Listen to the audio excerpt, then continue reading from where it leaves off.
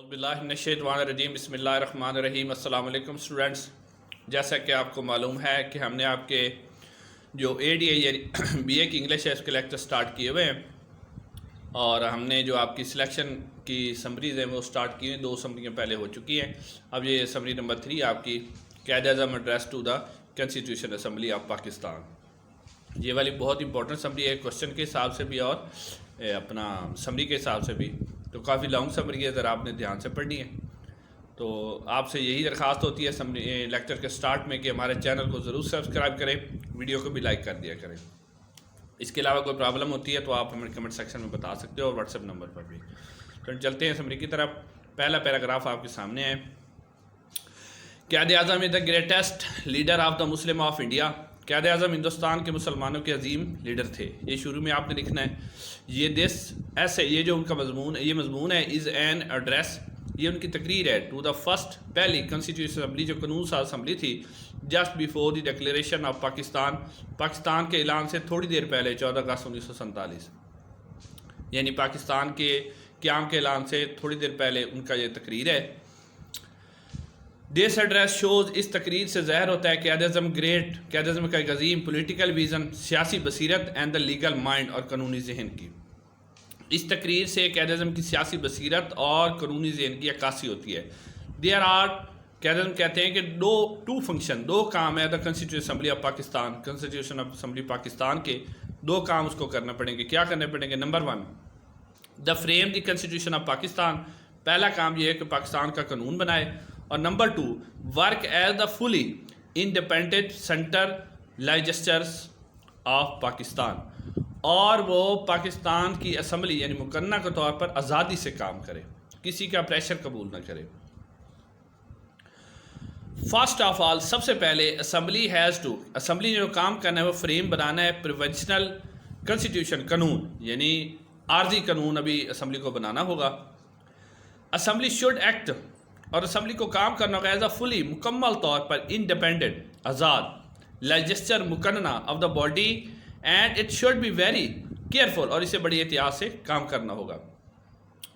It will have to make, इसे बनाने होंगे सूटेबल, मतलब मुनासिब, लाज, कवानीन, to maintain the law and orders, ताकि नज़्म ज़ब्त को बरकरार रखा सके इन द कंट्री, मुल्क के अंदर। असम्बली को एक ऐसे कानून बनाने होंगे जिससे मुल्क के अंदर नज़्म ज़ब्त को कंट्रोल रखा जा सके।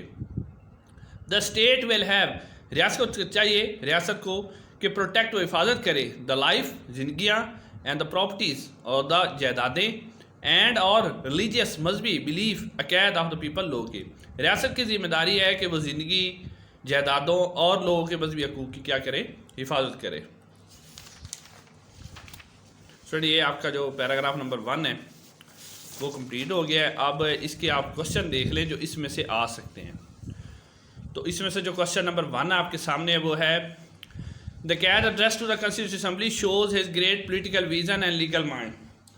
क़ायद-ए-आज़म का कानून साज असम्बली से खिताब क़ायद-ए-आज़म की सियासी बसीरत और लीगल और कानूनी जहन को ज़ाहिर करता है। कैसे? मतलब इस तकरीर से आपको लगता है कि क़ायद-ए-आज़म एक लीगल माइंड रखते थे। कैसे रखते थे वो आपने बताना है कि किस तरह लगता है कि क़ायद-ए-आज़म एक लीगल माइंड रखते थे। इस तकरीर से कैसे ज़ाहिर होता है आपका। तो उसके बाद जो इसका क्वेश्चन नंबर 2 है स्टूडेंट वो ये है what are the function constitution assembly, या कानून साज असम्बली ने कौन से 2 अहम काम करने थे। या नंबर 3 इसमें से क्वेश्चन आ सकता है how important are the duties of the assembly, या कॉन्स्टिट्यूशन असम्बली की क्या जिम्मेदारियाँ हैं जो अहम जिम्मेदारियाँ हैं। तो स्टूडेंट, ये पहले पैराग्राफ के क्वेश्चन है, इनमें से कोई भी क्वेश्चन है आंसर इसका पहला पैराग्राफ होगा। अब चलते हैं जी दूसरे पैराग्राफ की तरफ। आफ्टर दिस, इसके बाद क़ायद-ए-आज़म ने हवाला दिया ईवल्स, उन बुराइयों का, इनहेरिटेड, जो कि हमें विरासत से मिली हैं, फ्राम द ब्रिटिश गवर्नमेंट, बरतानवी हुकूमत से, अंग्रेज़ों से। दीज बिग कर्सेज, ये बड़ी बड़ी जो लानतें थी, इनमें ब्राइबरी, रिश्वत है, करप्शन, बदनुमानी है, ब्लैक मार्केटिंग, चोर बाजारी है, नेपोटिज़म्स, अच्छा, रिश्तेदारों की फेवर करना, और जॉबरी और इख्तियारात का नाजायज़ इस्तेमाल करना। ही सेज, क़ायद-ए-आज़म कहते हैं कि ब्राइबरी एंड करप्शन, कि रिश्वत और बदनुमानी, आर द ग्रेटेस्ट पॉइजन, ये बहुत बड़ा जहर है, विच डिस्ट्रॉय, जिसने तबाह कर दिया, पीपल, लोगों को, एंड द गवर्नमेंट, और हुकूमत को भी। करप्ट ऑफिसर, जो बेईमान या बदउनवान अफसरान हैं, आर ग्रेट कर्स, बहुत बड़ी लानत है, फॉर द नेशन, पूरी कौम के लिए। सो बस दिस इवल मस्ट, इस बुराई को ख़त्म कर देना चाहिए, crushed with on iron hand, सख्ती के साथ। Quaid-e-Azam told assembly, Quaid-e-Azam assembly को बताया दैट इट शुड टेक, कि असेंबली को चाहिए कि वो ले राइट स्टेप, सही इकदाम to put down these evil, ताकि इन बुराइयों को ख़त्म किया जा सके। These evil should be crushed, इन बुराइयों को ख़त्म कर देना चाहिए कंप्लीटली, मुकम्मल तौर पर, एंड क्विकली, और जल्दी।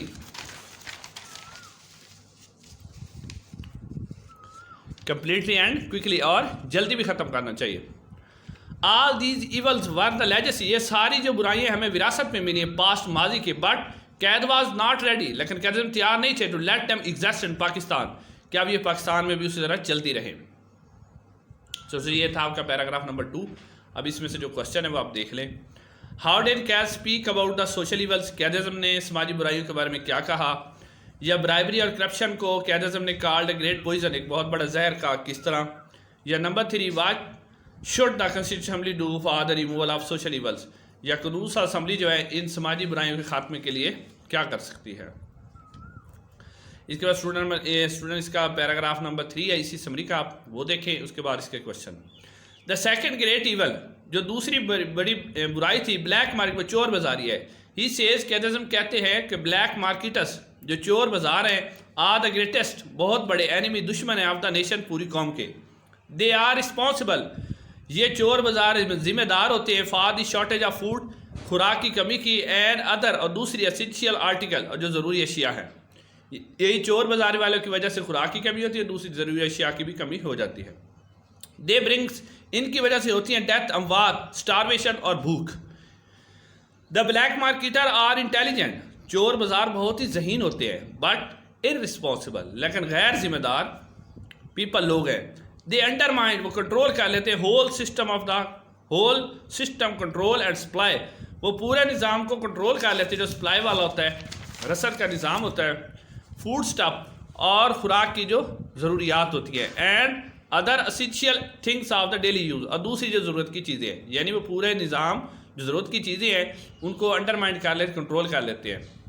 ही call them the greatest criminal, कैदिज्म ने बहुत बड़ा मुजरिम कहते हैं ऑफ द कंट्री, मुल्क के। सो ही सजेस्ट, वो मशवरा देते हैं कि these people should be punished very severally, कि इन लोगों को बड़ी सख्ती से सज़ा दी जानी चाहिए।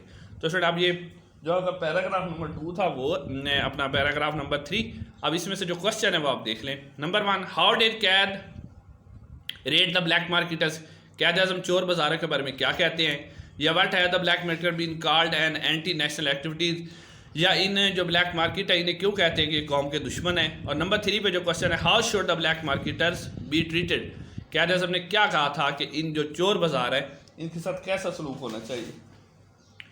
स्टूडेंट अब इसके साथ जो है आपका ये पैराग्राफ नंबर 3 कंप्लीट हो चुका। अब आपका इसका इसी जो आपकी समरी है उसका पैराग्राफ नंबर 4 आपके सामने है, और फिर आपका जो पैराग्राफ नंबर 4 और उसके बाद पैराग्राफ नंबर 5 दोनों के क्वेश्चन जो है ना वो इंशाल्लाह सेम होंगे।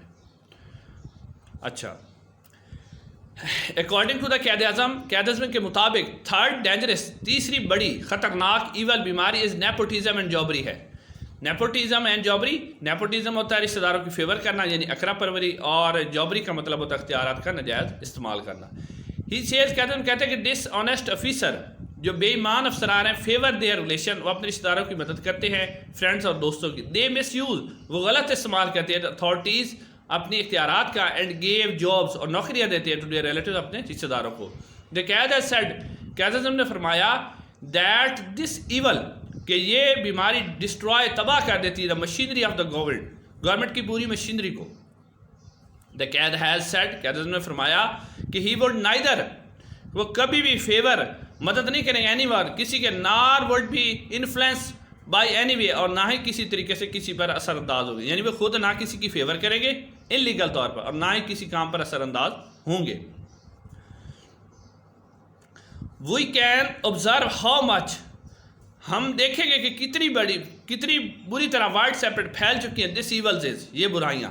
As the jobbery mean the misuse, क्योंकि जॉबरी का मतलब ही यही है कि गलत इस्तेमाल करना, one position for the private end, यानी अपने ज़ाती मकासद के लिए। So the officer use their power, अफसरान इस्तेमाल करते हैं अपनी पावर को फॉर द पर्सनल इंटरेस्ट, अपने ज़ाती मफाद के लिए। दे फेवर, वो मदद करते हैं, दे रिलेटिव, अपने रिश्तेदारों की। The Quaid declare that this evil must be crushed, क़यादत ने ऐलान किया कि इस बुराई को भी हम जड़ से ख़त्म करेंगे।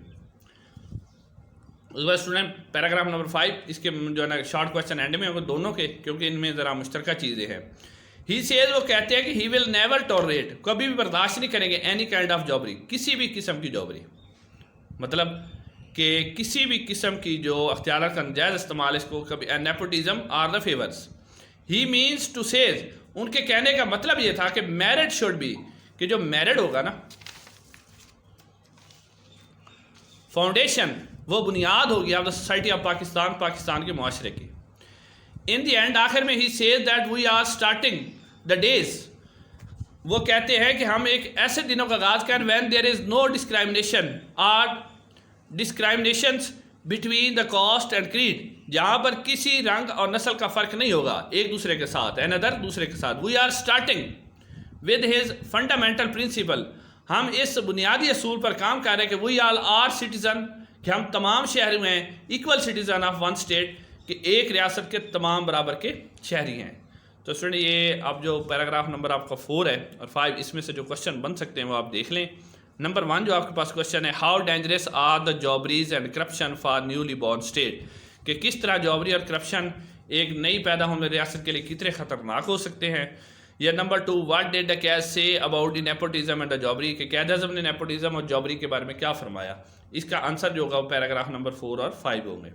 Number 3, what is the role of the corrupt officer involve in the nepotism, जो करप्ट ऑफिसर है वो नेपोटिज्म यानी जो अपने रिश्तेदारों की फेवर करना, उसमें कैसे असरअंदाज होते हैं।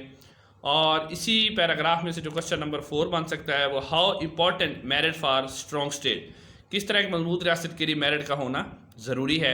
और number 5, Pakistan is for all citizen are equal discuss, कि पाकिस्तान जो है वो तमाम शहरियों के लिए क्या है, एक बराबर की रियासत है, बराबरी के हकूक़ तमाम शहरियों को मिलेंगे किस तरह। तो अब स्टूडेंट इसका जो पैराग्राफ नंबर यानी लास्ट है 6, वो आपके सामने है। ये भी बहुत ही इम्पोर्टेंट पैराग्राफ है जी। अच्छा जी, एज मैनी पीपल हैड, क्योंकि बहुत से लोगों को माइग्रेट, हिजरत करनी पड़ी है, from one part to another, एक हिस्से से दूसरे हिस्से में। Division of the certain geographical units was also inevitables, इसीलिए जो ख़ास जोग्राफियाई खित्ते थे उनकी तकसीम भी बहुत ज़रूरी थी। यानी क्यों, क्या कहते हैं कि काफ़ी सारे लोग हैं जिन्होंने एक पार्ट से दूसरे पार्ट में उन्हें माइग्रेट किया है, तो इसकी वजह से जो काफ़ी जोग्राफियाई हिस्से हैं, यानी जहाँ हिंदू और मुसलमान तकरीबन बराबर थे, तो वहाँ भी उसको तकसीम करना पड़ा है। तो इसी के बारे में बात करते हैं। सो पार्टीशन, तकसीम of Bengal and the Punjab, Bengal और पंजाब की टुक प्लेस हुई है। This was not acceptable to many of the Muslim, हालांकि काफ़ी सारे मुसलमान भी इस तकसीम को कबूल नहीं कर रहे थे, बट लेकिन it was unavoidable part of the agreement, लेकिन ये मुआहदे का हिस्सा है, लाजमी हिस्सा है जिससे नहीं बचा जा सकता। दैट्स वाई द क़यादत साइड, इसीलिए क़यादत ने फरमाया था, ये कोटेशन है इसलिए दूसरे कलर में दी है हमने, कि much has been said against it, कि काफ़ी सारा कुछ पंजाब और बंगाल के ख़िलाफ़ कहा गया तकसीम के बारे में। Now it has been accepted, लेकिन आज इसे तस्लीम कर लिया गया है। It is the duty of everyone, ये हम सब की जिम्मेदारी है कि लॉयली अबाइड बाई इट, कि हम इस पर अमल करें, which is final and binding to all, जो कि अब मंतकी है, फाइनल है और सब के लिए काबिल कबूल भी है। अब ये जो पैराग्राफ नंबर 6 आपका लास्ट पैराग्राफ था वो कंप्लीट हो गया यहाँ पर। अब इसमें से जो क्वेश्चन बन सकते हैं स्टूडेंट वो आप देख ले। Number 11, what did the Quaid say about the division of Punjab and Bengal, Quaid Azam ने पंजाब और बंगाल की तकसीम के बारे में क्या फरमाया। या partition of Bengal and Punjab was inevitable discuss, या पंजाब और बंगाल की जो तकसीम थी वो ज़रूरी थी कैसे। Number 3, how should the people respond to division of Punjab and Bengal, Punjab और बंगाल की तकसीम के बारे में लोगों ने क्या कहा था। तो स्टूडेंट ये आज की समरी आपकी यहीं पर कंप्लीट हुई। इंशाअल्लाह नेक्स्ट लेक्चर के अंदर अगली समरी के साथ हाज़िर होंगे। अस्सलाम वालेकुम।